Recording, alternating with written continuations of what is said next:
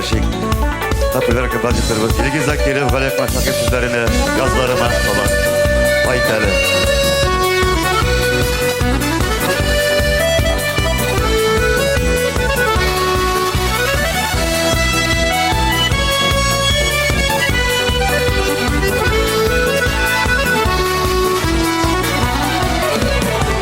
Yaz günciden yaz idi, gözlerinde sağışmaz idi. Nazlattın aleysen yağlanda, ilk yeri idi olanda.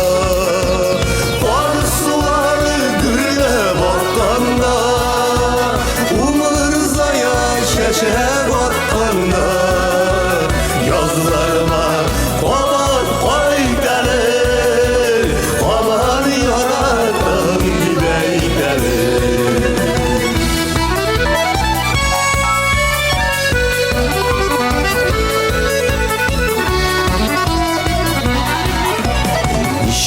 yazılar gelip gittiler, sular yarlarına şittiler.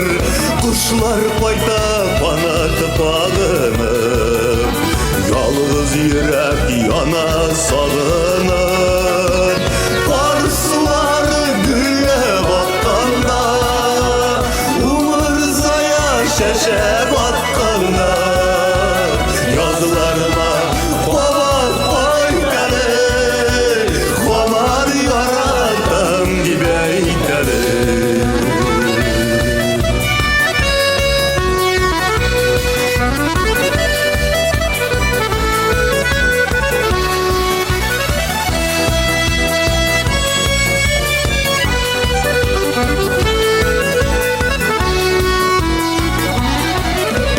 yazılar gitsem min sağışmayım, şarlarımla sina bağışlayayım.